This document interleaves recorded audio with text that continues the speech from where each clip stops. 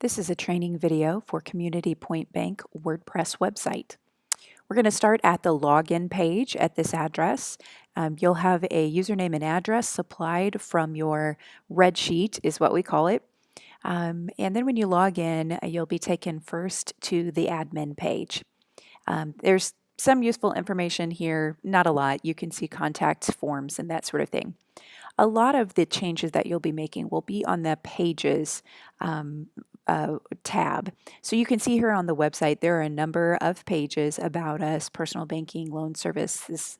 All of those are called pages on the site. So you'd click here in the left-hand bar for pages, and it will give you a list of all the pages in the site. Once you click on the title itself, it'll open up an editing window. This one actually is set to text. We want to be set to visual, so we're going to pop back over here and you can see that looks very familiar for the About Us page. And then this editor works pretty much like Word does at this point. You can highlight text, you can type, you can set bold, italics, bullets, any sort of alignment, that sort of thing. The tricky part is probably more about the text. In WordPress, you choose from predefined headings or paragraph styles. Most everything you do will be a regular paragraph style. We really don't want to change the font and font size because that's set for the site based on these styles. So for instance, this is heading 1. It's a large bold heading. This text is paragraph text, which would be any just normal text within the site. So if we click back here and look at this page, you'll see this is the large bold heading and this is the smaller paragraph style. So as long as you use the predefined styles here, heading 1 being the biggest, heading 2 a little smaller, heading 3 would be like a subhead. You probably rarely use these guys and mostly using the paragraph style. Then everything will look consistent throughout the site, right colors, right size, right font. It does not preview here in the right font and color and size, so that is a little bit misleading. You do have to actually preview the page to see what it looks like. Also, one thing I get a lot of questions about is sometimes the tools will be missing, and there are times that these tools can get zipped up. Make sure that you go ahead and look and make sure that this window is open. They're all there. They get just zipped up sometimes, so they don't actually go away anywhere. Other than that, you may want to insert a photo on a page. For instance, maybe we'd want to insert something beside the mission statement, and you go up here to add media. And in the media file, you'll find every image that we've put in the site so far. Certainly you could choose one of those or choose upload files and then drag your image right into this box and it will upload it into the media library. When you do that, if we insert this picture into the page, right now, when I select this picture, you can see some specs over here on the side. It's going to insert it as a thumbnail size. I'm going to say, no, I want it a little larger than that. Let's do medium size. Full size may be just a little bit big in this case. So let's insert that into the page. And you can see that the picture goes just left at the mission statement, which is where I put my cursor.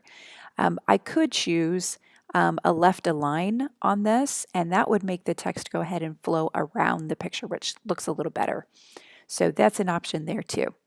Once you're finished with your edits, and I'm going to go ahead and delete that picture back out again so that we don't accidentally save that, you can hit the update button. This is essentially the save button. So when you hit update, it will update that page, and then you can, if you want, you can preview the changes, or in this case I have a separate tab where I can go and take a look. Each time you do have to refresh if you made any changes for it to show the new change. That's kind of the gist of editing text within a page. Hopefully we've got everything pretty much set up for you and you're just editing pieces and parts here and there. You can add things like links if you wanted to highlight text and insert a link and either type the URL in, or if you go to the link options, it will show you a list of everything in the site. You may want to link direct to something that's already in the site, so that's kind of a shortcut to doing that. Okay, next we have the home page. Now it seems like the home page would be a page, but because it's a custom tool, it's actually in a different spot. It's under Appearance, and we're going to go to Widgets. The home page has a number of tools built into it. So let's go back and review. On the home page, you'll see there's logos, search bar, contact us, and social media icons. This navigation over here to the left, as well as this navigation across with images. And then we have our content here, which will probably be updated pretty regularly. So these are all custom pieces, which is why they're in widgets. And you'll see we can kind of go right from the top here. There's all these little drop downs.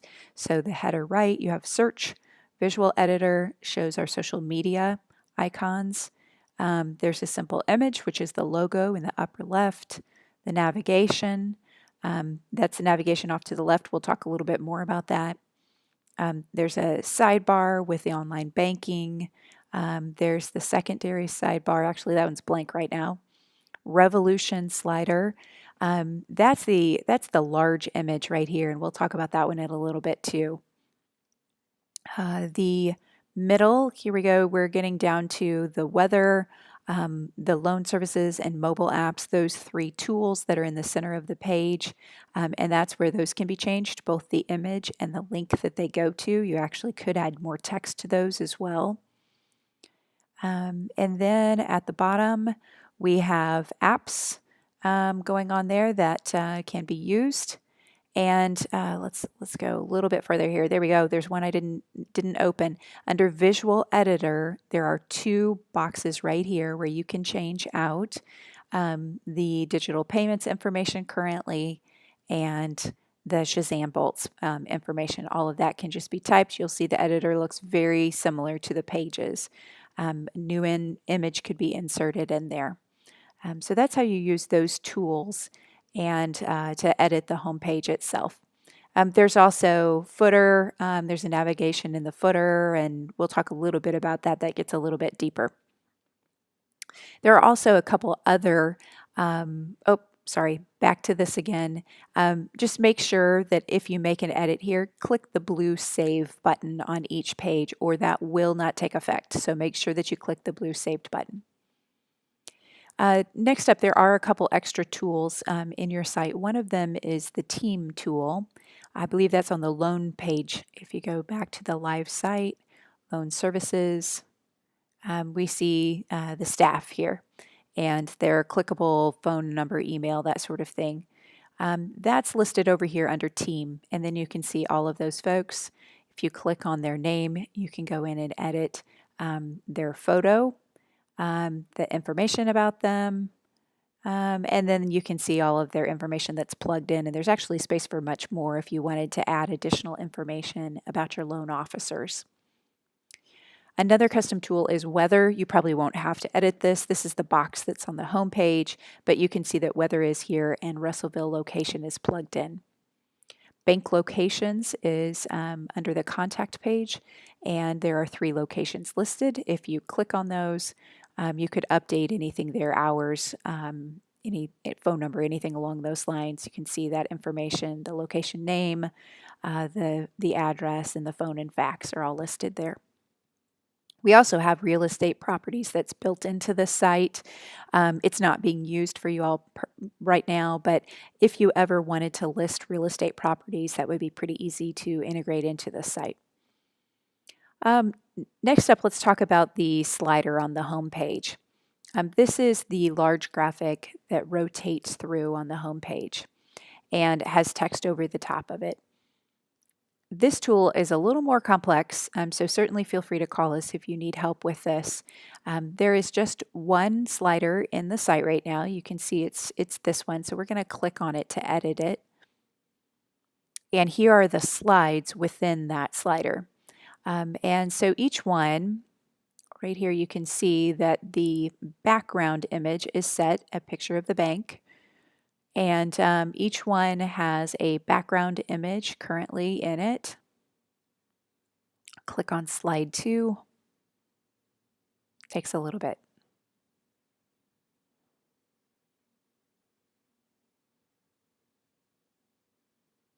There we go, finally.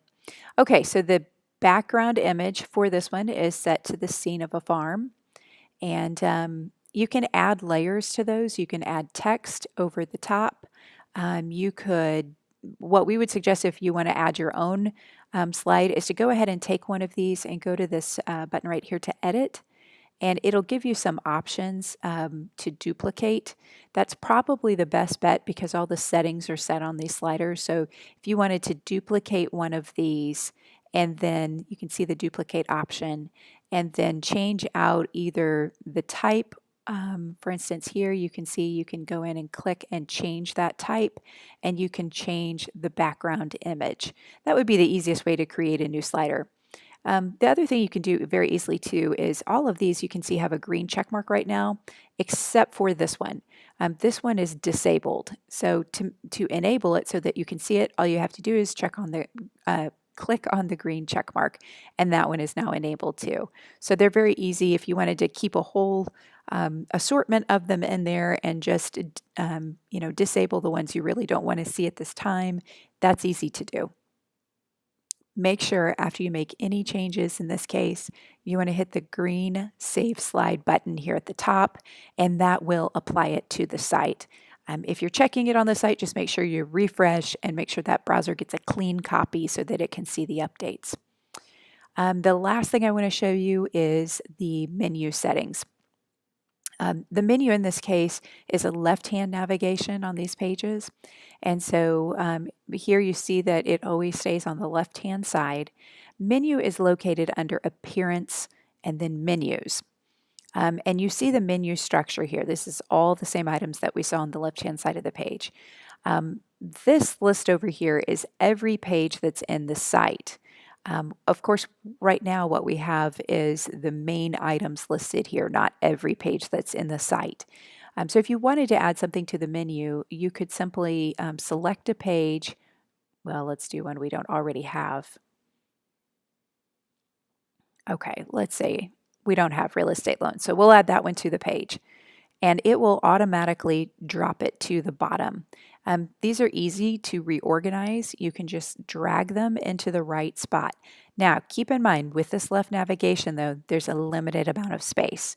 And adding 2 more menu items would certainly throw off the layout, possibly even 1. So if it's something that you want to do to add more items than are listed there currently, you may need to call Firehouse so that we can update that menu structure to the left. Again, if you wanted to make those changes or reorganize them, or maybe take one out, put a new one in, that would fit and work fine. Make sure you hit Save Menu after you make those changes so that it applies. There is actually a secondary menu as well, and those are the footer menus. So if we hit, okay, we're going to leave that and not save. If you go to the footer menu, there's footer menu 1 and footer menu 2. Make sure you hit select to see the actual information there. And these are the items that are down at the bottom of the page in the footer. You can see here disclosures, privacy policy, and security policy. Those are listed right here. And they should also have, you can change the label on any of those. On any of them, actually, you can change the label to make it however you want, whatever text you want that to be. And then those link to those files. So again, you could reorganize, you can move those around. You can move it from the upper menu to the lower menu, whatever you prefer there. So that's about it. Please feel free to give us a call at Firehouse Design at 573-893-6937 if you have any questions. Thanks.